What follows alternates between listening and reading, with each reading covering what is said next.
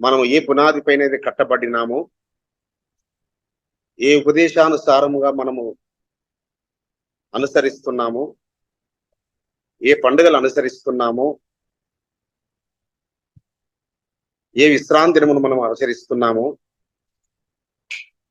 వీటి విషయంలో మన బిడ్డలకు అనుభవ జ్ఞానం కలిగి ఉండాలని మరి వీటిని మనం ధ్యానించుకుంటున్నాము.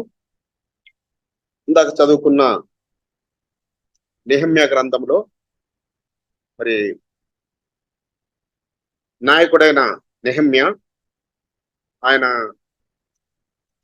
ఏ విధంగా పర్ణశాల పండుగలు ధర్మశాస్త్రంలో రాయబడి ఉన్నదో కనుగొని ధర్మశాస్త్రంలో రాయబడి ఉన్న విధముగా పండుగలను చేయడానికి వరకు ఇజ్రాయెల్ ప్రజలందరికీ ఆజ్ఞాపిస్తున్నట్టుగా మనం చదువుకున్నాము.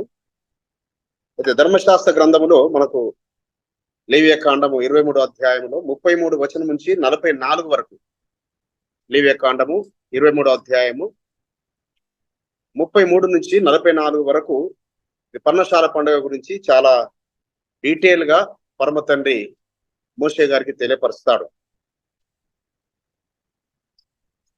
మనం కొన్ని మాటలు మనం చూసుకుందాం. 33 నుంచి 36 వచనాలు చూసినట్లయితే 23వ అధ్యాయంలో, మరియు యెహోవా మోషేకు ఇలాగూ సెలవిచ్చెను, నీవు ఇజ్రాయేలుతో ఇట్లనుము, ఈ 7వ నెల 15వ దినము మొదలుకొని 7 దినముల వరకు యెహోవాకు పర్ణశాల పండుగను జరపవలను. వాటిలో మొదటి దినమున మీరు పరిశుద్ధ సంఘముగా కూడవలను. అందులో మీరు జీవనోపాధి అని ఏ పనియు చేయకూడదు. 7 దినములు మీరు యెహోవాకు హోమము చేయవలను. 8వ దినమున మీరు పరిశుద్ధ సంఘముగా కూడి యెహోవాకు హోమార్పణ చేయవలను. అది మీకు వ్రత దినముగా ఉండును. అందులో మీరు జీవనోపాధి అని ఏ పని చేయకూడదు. మరి మన బిడ్డలందరికీ ప్రాక్టికల్ గా తెలుసు, ప్రాక్టికల్ గా మనము పర్ణశాల పండుగను ఏ విధంగా ఆచరిస్తున్నాము. ఏదే కానీ థియరీ చెప్తే అర్థం కాదు. ప్రాక్టికల్ ఉంటే థియరీ చాలా చక్కగా అర్థమవుతుంది. కాబట్టి ప్రాక్టికల్ గా మన బిడ్డలు ఇవన్నీ ఆచరిస్తున్నవారు కాబట్టి థియరిటికల్ గా వాళ్ళు చెప్పగలిగే స్థితిలో ఉండాలి. ఓన్లీ ప్రాక్టికల్ ఏదో మా తల్లిదండ్రులు చెప్తున్నారు, మా తల్లిదండ్రులు చేస్తున్నారు, మేము చేస్తున్నాము అనే విధంగా కాకుండా లేఖనానుసారంగా పరిశుద్ధ గ్రంథంలో ఏ విధంగా రాయబడిన ఈ పండుగలు, ఎందు గురించి పరలోకపు తండ్రి ఈ పండుగలు ఇచ్చాడు అని ఎవరైనా అడిగిన వారికి వారు చక్కగా జవాబు చెప్పగలిగి ఉండాలి. అయితే ఇది 7వ నెల 15వ దినము నుంచి 7 దినములు పర్ణశాల పండుగలు మీరు జరిపించండి. మరియు 8వ దినమున మీరు మహావిశ్రాంతి దినంగా ఆచరించండి. మొదటి దినము మహావిశ్రాంతి దినము, మళ్ళీ 8వ దినము మీకు వ్రత దినముగా ఉంటుంది అని మోషే గారి ద్వారా పరలోకపు తండ్రి ఇజ్రాయేలుకు తెలియపరుస్తున్నాడు. అదే లేవియకాండము 23వ అధ్యాయం 42వ వచనంలో ఎందు గురించి మీరు దీన్ని ఆచరించాలి అని చెప్తూ 41, 42లో చూసినట్లయితే 41, 42 వచనం, అట్లు మీరు ఏటేటా 7 దినములు యెహోవాకు పండుగగా ఆచరింపవలను.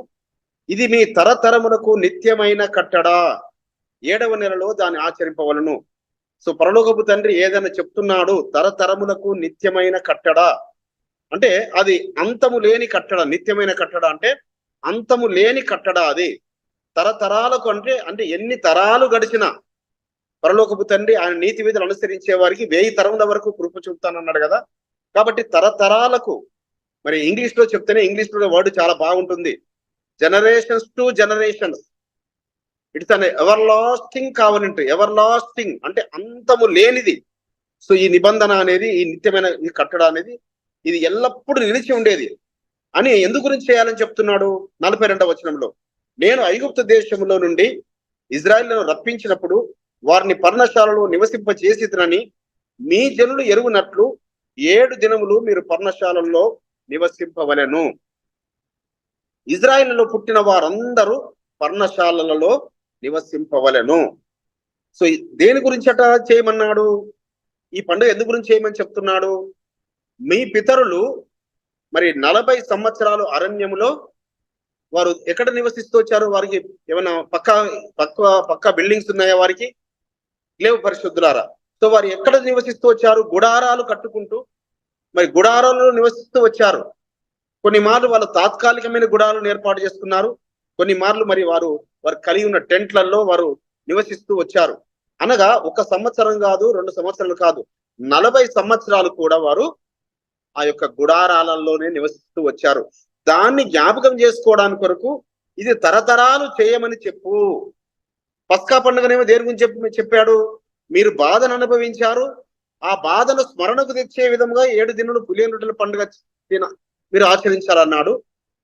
ఇది 7 దినములు ఈ పర్ణశాల పండుగ ఎందు గురించి అనగా, మా పితరులందరూ అరణ్యములో వారు గుడారాలలో నివసించారు అని జ్ఞాపకం చేసుకోవడానికి కొరకు దీన్ని చెయ్యండి అని చెప్తున్నాడు. దీన్ని మళ్ళీ ఇంకొకసారి రెండవసారి ఉపదేశిస్తూ మోషే గారి ద్వారా ద్వితీయోపదేశ కాండంలో డిటోర్నమెంట్లో 16th చాప్టర్ లో మళ్ళీ చెప్తుంటాడు. అక్కడ 13 నుంచి 16 వచనం చూసినట్టయితే 16వ అధ్యాయము ద్వితీయోపదేశ కాండము 13వ వచనం నుంచి 16 వరకు.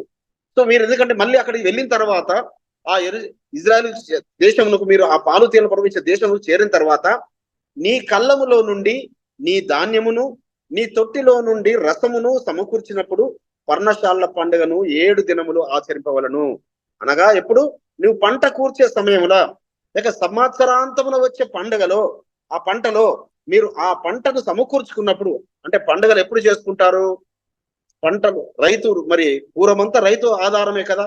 ప్రతిదీ వస్తు మార్పిడి కూడా మరి ధాన్యం నుంచే వస్తు మార్పిడులు ఉండేటివి. ఏ వస్తువు కొనాలన్నా కూడా మరి ధాన్యం ద్వారానే మార్పిడి. కాబట్టి ఆ యొక్క పంట ఎప్పుడు రైతుకు ఇంటికి వస్తుందో అప్పుడు వారు సంతోషంగా పండుగ చేసుకుంటారు. కాబట్టి 6 నెలలకు ఒక పండుగ ఆయన ఏర్పాటు చేయడం వెనకాల ముఖ్య ఉద్దేశం 7 దినముల పండుగ. 7 దినముల పండుగ అక్కడ పంట వస్తుంది. అదే విధంగా ఇక్కడ సంవత్సరాంతమున మళ్ళీ ఇంకో రెండో పంట వస్తుంది. కాబట్టి నీ కళ్ళములో నుండి ధాన్యమును నీ తొట్టిలో నుండి రసమును సమకూర్చినప్పుడు పర్ణశాల పండుగను 7 దినములు ఆచరింపవలను.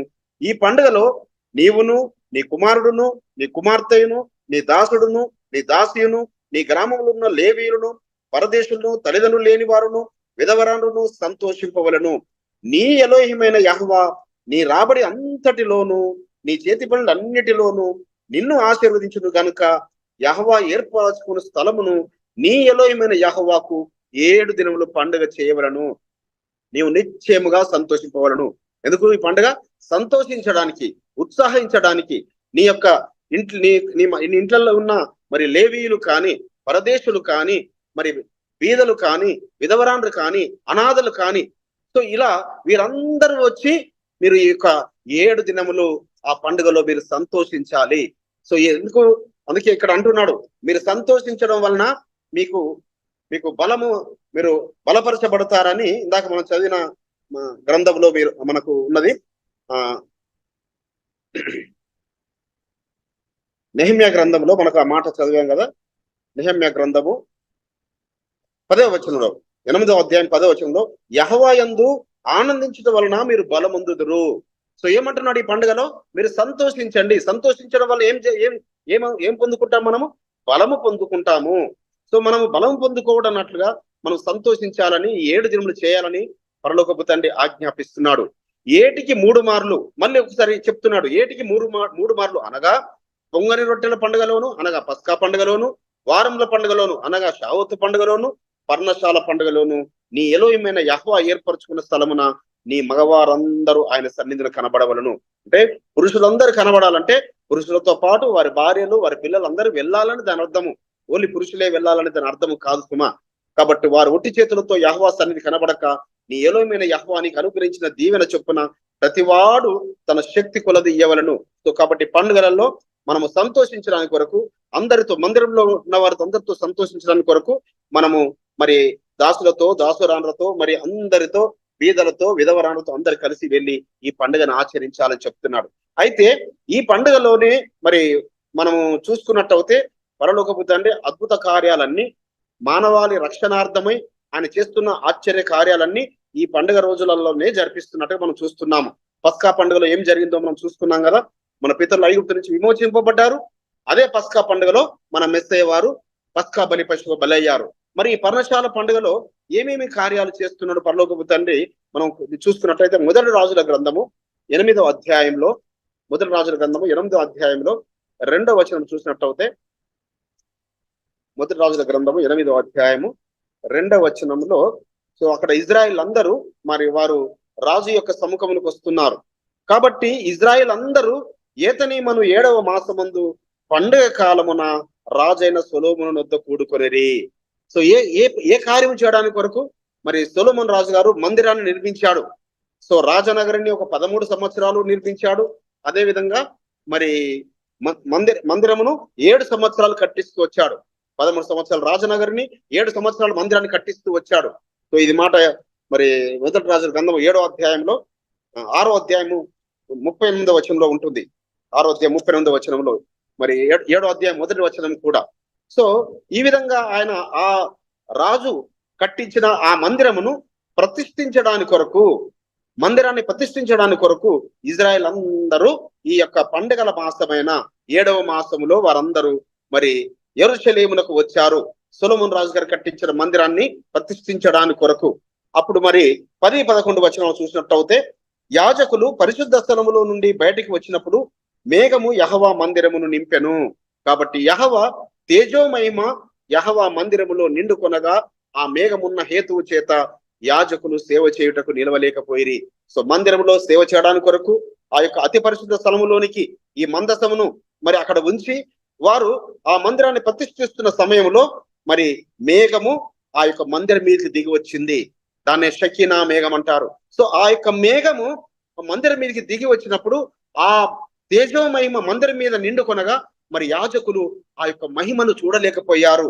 సో ఆ మహిమకు వారు మరి సేవ చేయడానికి నిలవలేకపోయారు. ఎందుకనగా ఆ యొక్క ప్రత్యక్ష గుడారం మీదకి, మోషే గారి మీదకి ఆ యొక్క మహిమ దిగి వచ్చినప్పుడు, లేక అంతకు ముందు కాని సీనాయి పర్వతం మీద నుంచి ఆయన దిగి వచ్చినప్పుడు కానీ ఆయన తేజస్సును చూడలేకపోయారు ఇజ్రాయేలీలు. అదే విధంగా ఇక్కడ మందిరాన్ని ప్రతిష్ఠిస్తున్న సమయం కూడా ఎప్పుడు అది మరి ఈ యొక్క పర్ణశాల పండుగలోనే. మనము 65-66 వచనాలు ఇదే అధ్యాయంలో 65-66 వచనాలు చూసినట్టయితే, మరియు ఆ సమయమున సొలొమోనును అతనితో కూడా ఇజ్రాయెల్ అందరూ హామాతునకు పోవు మార్గం మొదలుకొని ఐగుప్తు నది వరకునున్న సకల ప్రాంతం నుండి వచ్చిన ఆ మహాసమూహమును 2 వారములు అనగా 14 దినములు యెహోవా సముఖమందు ఉత్సవము చేసిరి. 8వ దినమున అతడు జనులకు సెలవీయగా వారు రాజును పొగిడి యెహోవా తన దాసుడైన దావీదునకు ఇజ్రాయేలులకు తన జనులకు చేసిన మేలంతటిని బట్టి సంతోషించుచు ఆనంద హృదయులై తమ తమ గుడారములకు వెళ్ళిపోయిరి. చూడండి, మోషే గారి ద్వారా సెలవిచ్చిన విధముగా ఆ మందిరాన్ని ప్రతిష్ఠించినప్పుడు సో వారందరూ ఇజ్రాయిల్ మరి ఆ ఇజ్రాయిల్ మొత్తం దేశస్తులందరూ వచ్చారు. సో 7 దినములు మళ్ళీ పండుగ ఆచరించారు. 7 దినములు ఆచరించిన తర్వాత సంతోషంలో మందిరం ప్రతిష్ఠించిన సమయంలో ఇంకొక 7 రోజులు పొడిగించుకుందామని ఇంకొక 7 రోజులు, ఆ విధంగా వారము తర్వాత వారము, కొన్ని వర్షన్స్ లో ఒక వారం రోజులు ఆచరించిన తర్వాత ఇంకొక వారం పొడిగించుకున్నారని రాయబడింది. కాబట్టి ఆ 2 వారాలు గడిపిన తర్వాత, సంతోషంగా గడిపిన తర్వాత 8వ దినమును యథావిధిగా మళ్ళీ దాన్ని వ్రత దినముగా వాళ్ళు ఆచరించి జనులందరికీ వారికి కానుకలిచ్చి పంపించారట సొలొమోను రాజు గారు. సో వారందరూ సంతోష హృదయులై వెళ్ళారట, ఆనందంతో వెళ్ళారట. ఎందుకంటే సంతోషించడం వలన మనము ఫలం పొందుకుంటాము. సో కాబట్టి పర్ణశాల పండుగ దేని గురించి నియమించాడు? సంతోషించడానికి, ఆనందించడానికి. ఎందుకు? మన పితరులను 40 సంవత్సరాల అరణ్యంలో ఆయన ఆ మేఘస్తంభములు, పగల మేఘస్తంభము, రాత్రి అగ్నిస్తంభంలో ఉండి ఆ గుడారంలో నివసింపజేశాడు అని గుర్తు చేసుకుంటూ మనము ఈ పండుగను ఆచరించడానికి కొరకు. అదేవిధంగా మనం చదివబడిన లేఖన భాగంలో మరొకసారి నెహెమ్యా గ్రంథం 8వ అధ్యాయము 14 నుంచి కొన్ని వచనాలు చూసుకుందాము. 14వ వచనం నుంచి నెహెమ్యా గ్రంథం 8వ అధ్యాయం. యెహోవా మోషేకు దయచేసిన గ్రంథంలో చూడగా 7వ మాసం ఉత్సవ కాలమందు ఇజ్రాయేలీలు పర్ణశాలలో నివాసము చేయవలనని వ్రాయబడి ఉండుట కనుగొనెను. మరియు వారు తమ పట్టణములన్నిటిలోనూ యెరూషలేములోను ప్రకటన చేసి తెలియజేయవలసినది ఏమనగా, మీరు పర్వతమునకు పోయి ఒలివ చెట్ల కొమ్మలను, అడవి ఒలివ చెట్ల కొమ్మలను, కొంజి చెట్ల కొమ్మలను, ఈత చెట్ల కొమ్మలను, ఉబురు గల వేరు చెట్ల కొమ్మలను తెచ్చి వ్రాయబడినట్లుగా పర్ణశాలలు కట్టవలను. సో పర్ణశాలలు వాళ్ళు ఏవేవి తెచ్చుకొని కట్టుకోవాలని రాసి వారు చదువుకుంటున్నారు. ఆ యొక్క మోషే ధర్మశాస్త్ర గ్రంథంలో రాయబడి ఉన్న విధముగా వారు ఆ యొక్క మరి ఆ గొంజి చెట్లను, ఒలివ చెట్ల కొమ్మలను, ఆ యొక్క ఖర్జూరపు కొమ్మలను, ఇక్కడ మన తెలుగులో ఈత చెట్లను ట్రాన్స్లేట్ చేశారు. కానీ ఒక ఈత చెట్లైనా ఇదంతా పామ్ ట్రీ, ఒకే జాతికి చెందింది. అయితే ఆ యొక్క ఖర్జూరపు కొమ్మలను లేక ఈత చెట్ల కొమ్మలను, వేరు గుబురు గల చెట్ల కొమ్మలను తీసుకొచ్చి వాళ్ళు పర్ణశాలలు కట్టుకున్నారు. సో వాళ్ళు ఆ విధంగా పర్ణశాలలు ఎలా మొత్తమట వాళ్ళ వీధులలో, వాళ్ళ ఇళ్లల్లో, ఆ యెరూషలేము గుమ్మాలలో అన్నిట్లో, యెరూషలేం వీధులన్నిట్లలో కట్టుకున్నారట. అంటే యెరూషలేం అంతా. అందుకే ఇప్పుడు ఇజ్రాయెల్ దేశంలో మరి ఉన్నవారు చెప్తుంటారు, సుక్కోతు పండుగ చాలా ఘనంగా చేస్తారట వాళ్ళు. పర్ణశాల పండుగలో మరి మనం పర్ణశాల పండుగలో అక్కడ ఇజ్రాయెల్లో ఉండాలంటే మరి మనం ఇక్కడ పండుగ ఆచరిస్తుంటాం కాబట్టి అక్కడ మనం వెళ్ళలేని పరిస్థితులు. కానీ చాలా గొప్పగా వాళ్ళు అసలు దేశమంతా మరి వాళ్ళు గొప్ప గొప్ప లైటింగ్స్ తో వాళ్ళు గొప్ప గొప్ప పందిర్లు వేసి గొప్ప గొప్ప పర్ణశాలలు కట్టుకొని ఘనంగా చేస్తారంటే వారు. సో కాబట్టి ఆ విధంగా రాయబడి ఉన్న విధముగా వీరందరూ మరి మరి ఆ పర్ణశాల పండుగను ఆచరిస్తూ వచ్చారు. 7 దినములు ఆ విధంగా ఆచరించారు. 18వ వచనం చూసినట్టయితే నెహెమ్యా గ్రంథము 8వ అధ్యాయం 18వ వచనం. ఇదిగాక మొదటి దినము మొదలుకొని కడ దినము వరకు అనుదినము ఎజ్రా ఎలోహిము ధర్మశాస్త్ర గ్రంథమును చదివి వినిపించు వచ్చను. ఎందుకు ముఖ్యంగా ఈ పండుగలు ఆచరించేమని చెప్పాడు పరమ తండ్రి. సో ఆ 7 దినములు కూడా ధర్మమును ధ్యానించడానికి కొరకు. వారికి ఆ రోజుల్లో ధర్మశాస్త్ర గ్రంథాలు లేవు కదా. ఎలోయి బిడ్డలారా, మనకైతే ఇప్పుడు అందరి చేతుల్లో ధర్మశాస్త్ర గ్రంథం ఉంది. మనమందరం దినదినము ధ్యానించడానికి కొరకు ధర్మశాస్త్ర గ్రంథం ఉంది. కాబట్టి ప్రతి దినము మనం ధ్యానించడానికి మన చేతుల్లో పెట్టాడు. కానీ ఆ రోజులలో అయితే వారు సంవత్సరానికి 3 మార్లే ఆ పండుగలకు వెళ్ళినప్పుడే ఆ యొక్క యాజకుడి ద్వారా వాళ్ళు ఆ ధర్మశాస్త్రాన్ని వినేవారు. తర్వాత రాజు అయిన తర్వాత రాజు తన గురించి ప్రతిని చేయించుకున్నాడు. మరి రాజుగారు కూడా దివారాత్రులు ధ్యానించేవాడు. అందుకే దావీదు రాజు గారు మరి శ్రేష్టమైన మరి ఉపదేశాలు చేశాడు, శ్రేష్టమైన కీర్తనలు రాశాడు. ఎందుకనగా ధర్మశాస్త్రం ఆయన దివారాత్రులు ధ్యానించాడు కాబట్టి. ధర్మశాస్త్రంలోని ఆశ్చర్యకరమైన సంగతులను చూచినట్టు నా కన్నులు తెరువు తండ్రి అని ఆయన ప్రార్థించాడు కాబట్టి ఆ విధంగా మరి వారు ధర్మశాస్త్ర గ్రంథమును చదివి వినిపించు వచ్చను. వారు ఈ ఉత్సవమును 7 దినముల వరకు ఆచరించిన తరువాత విధి చొప్పున 8వ దినమున వారు పరిశుద్ధ సంఘముగా కూడుకొనిరి. సో ఆ విధంగా మళ్ళీ అంటే ఇది ఎజ్రా నెహెమ్యా కాలములలో మళ్ళీ ఇజ్రాయెల్ చెర నుంచి వాళ్ళు విడిపించబడిన తర్వాత ఆ బబులోను రాజు నెబుకద్నెజరు కూల్చిన మందిరంను మళ్ళీ వాళ్ళు తిరిగి మందిరాన్ని కట్టిన తర్వాత ఆ యొక్క జెరుబ్బాబెలు నాయకత్వంలో మందిరం కట్టబడిన తర్వాత వారు వచ్చి ఈ యొక్క ఎజ్రా నెహెమ్యాలు మరి ఆ యొక్క పండుగను ఆచరింపజేస్తున్నారు. సో ఎప్పుడట యెహోషువ దినములు మొదలు నూను కుమారుడైన యెహోషువ దినములు మొదలుకొని ఇంత ఘనంగా ఎప్పుడు జరగలేదని రాయబడి ఉంది. ఇంత ఘనంగా అంటే సో సొలొమోన్ రాజు గారు మందిర ప్రతిష్ఠ చేసిన దానికన్నా ఘనంగా చేశారు అన్నట్టు. సో నూను కుమారుడు 17 వచనం ఉంటుంది. నూను కుమారుడైన యెహోషువ దినములు మొదలుకొని ఇంత ఘనంగా జరగలేదట. అంటే ఇంకా చాలా ఘనంగా చేశారు అన్నట్టు సొలొమోన్ రాజు గారు మందిరాన్ని ప్రతిష్ఠించిన దానికన్నా. కాబట్టి సో ఈ పండుగను ఎవరైతే ఏ రాజులైతే ఈ పండుగలు ఆచరింప చేస్తూ వచ్చారో ఆ రాజులను వర్ధిల్లుతూ వచ్చారు, ఆ రాజులను దీవిస్తూ వచ్చాడు. ఆ రాజు మీదకి ఏ శత్రువు వచ్చినా శత్రువులు మరి వారు పారిపోతూ వచ్చారు. కాబట్టి మరి యాషూవ మెస్సీయలో ఇది ఎలా నెరవేర్పు జరిగింది అనేది మనందరికీ తెలిసిన విషయమే. కానీ మన లేఖన భాగంలో చూస్తున్నాం. లూకాసు వార్త 2వ అధ్యాయం 7వ వచనం చూసినట్టయితే లూకాసు వార్త 2వ అధ్యాయం 7వ వచనం. తన తొలిచూలి కుమారుని కని పొత్తిగుడ్డలతో చుట్టి సత్రములో వారికి స్థలము లేనందున ఆయనను పశువుల తొట్టిలో పరుండబెట్టాను. మరి ఆ బెత్లెహేములో యాషూవ జన్మించిన ఆ స్థలములో వారు ఆ ఆరు బయట వాళ్ళన్ని పర్ణశాలలు కట్టుకొని మరి అక్కడ వారు ఆ పండుగలు చేసేవారట. అయితే మరి బయట నుంచి వచ్చే పరదేశం నుంచి వచ్చే వారికి పెద్ద పెద్ద సత్రాలు ఉండేటట. చాలా పెద్ద పెద్ద మరి గుడారాలు కట్టేవారంట. సో వాట్లలో మరి మరియమ్మ మరి యోసేపు గారు వారు అక్కడ ఆమె ప్రసవ దినములు నిండిన సమయంలో వెళ్ళినప్పుడు ఆ పర్ణశాల పర్ణశాలలోనే ఆమె ప్రసూతి కావడము పర్ణశాల పండుగ. అందుకే సత్రములో వారికి స్థలము లేనందున దీనికి మరి రుజువుగా మనకు ఇదే లూకాసు వార్త 2వ అధ్యాయం 21వ వచనంలో చూసినట్టయితే ఆ శిశువునకు సున్నతి చేయవలసిన 8వ దినము వచ్చినప్పుడు గర్భమంద ఆయన పడక మునుపు ఎలోహిం దూత చేత పెట్టబడిన యాషూవ అను పేరు వారు ఆయనకు పెట్టిరి.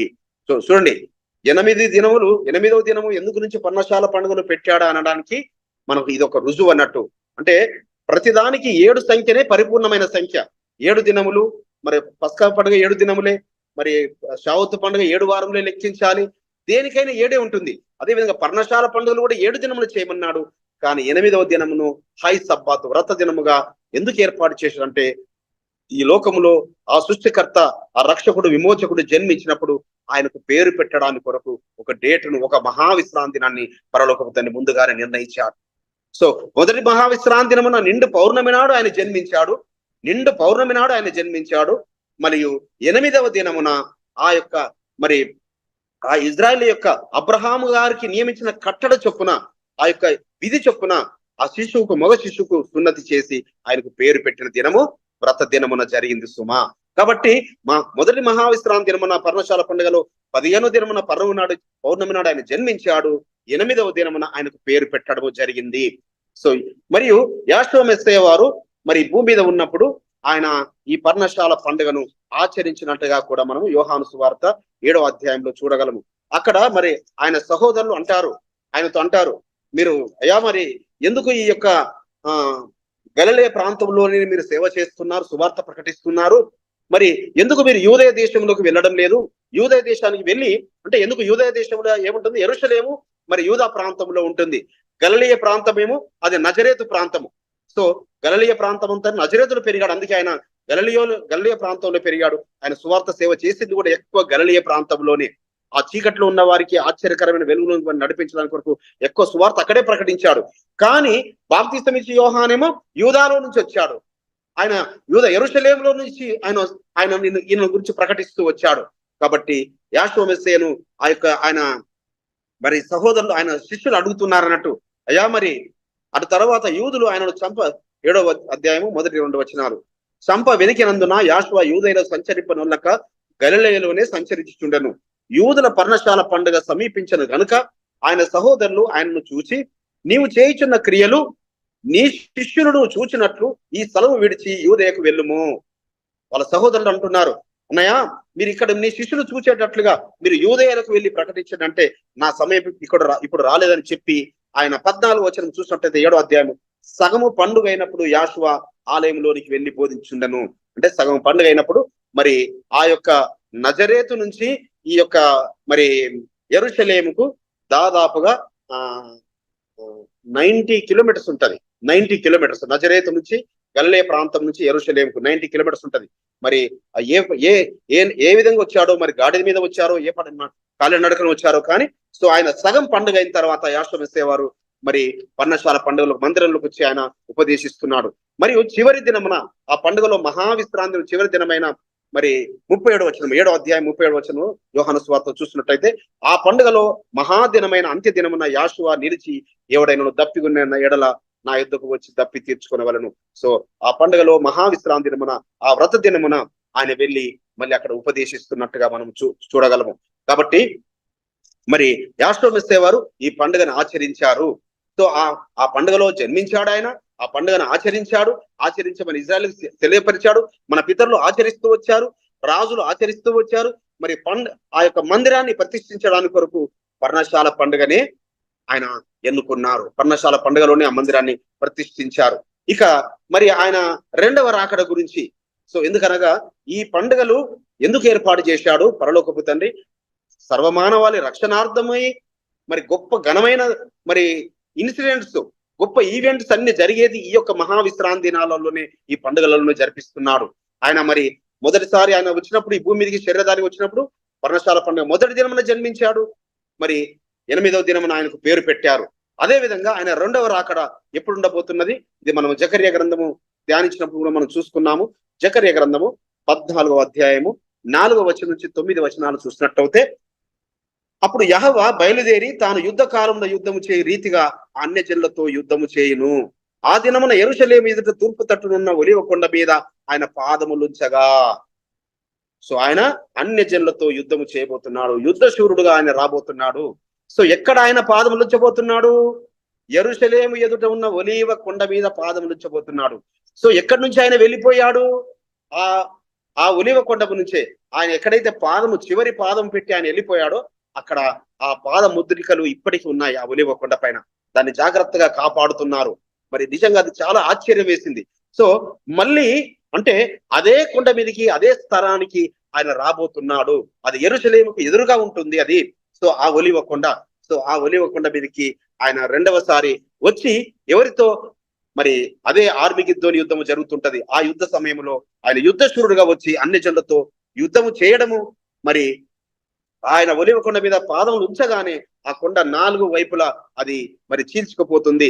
ఉత్తర వైపు, దక్షిణ వైపు, పడమటి వైపు, తూర్పు వైపు అక్కడ పెద్ద లోయ ఏర్పడుతుంది అని ఈ యొక్క మరి 14వ అధ్యాయం 4వ వచనం నుంచి 8 వచనాల వరకు రాయబడి ఉన్నవి. అయితే 9వ వచనంలో యెహోవా అప్పుడు ఆయన ఆ యుద్ధములో ఆయన ప్రజలకు జయములు ఇచ్చిన తర్వాత ఆయన యుద్ధశూరుడు వచ్చి యుద్ధం చేసిన తర్వాత అప్పుడు ఇది శ్రేష్టమైన మాట, అందరము ఎప్పుడు మనకు గుర్తుండాల్సిన మాట. ఆయన ఏ పండుగలో రాబోతున్నాడు అనడానికి ఇగో ఇది ఆయన రాజుగా రాజ్య పరిపాలన చేయబోతున్నది ఎప్పుడనగా యెహోవా సర్వలోకమునకు రాజయ్యుండును, ఆ దినమున యెహోవా ఒక్కడే అనియు ఆయనకు పేరు ఒక్కటే అనియు తెలియబడను. సర్వ భూప్రపంచమంతా తెలుసుకుంటారు ఆ దినమున. ఓహో, ఇంతకాలం మనం ఎవరెవరో అనుకున్నాము, ఆయన వేరు, ఆయన కుమారుడు వేరు, ఆయన ఇలా రకరకాలు అనుకున్నాము.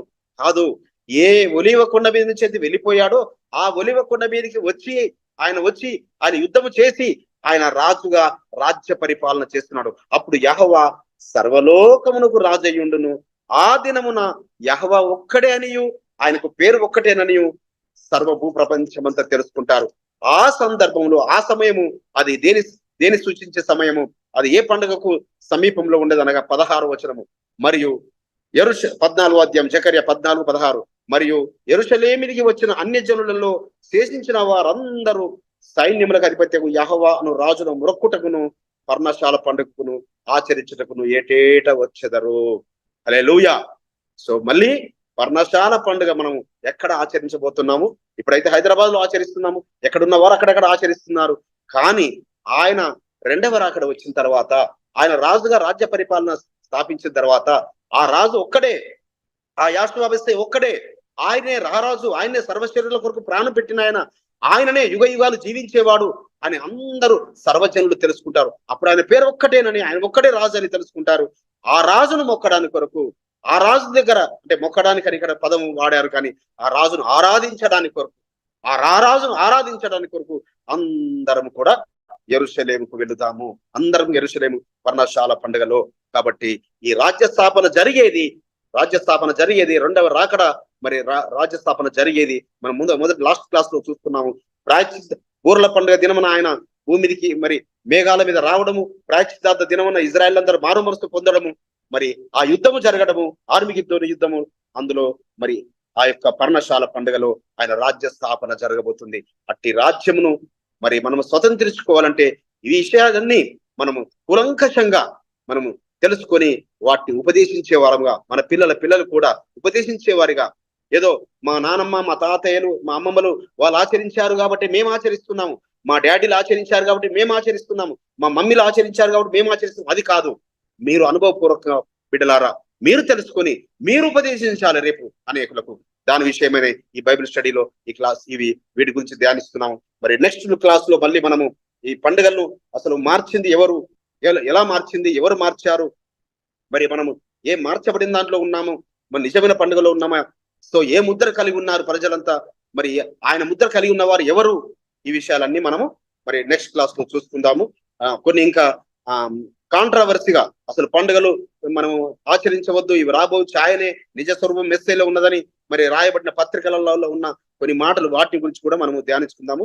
మరి రాబోయే క్లాసులలో పరమ తండ్రి ఈ యొక్క పర్ణశాల పండుగ విషయమై ఆయన మనందరినీ ఆయన సన్నిధిలో దీవించి ఆశీర్వదించును గాక. ఆమేన్.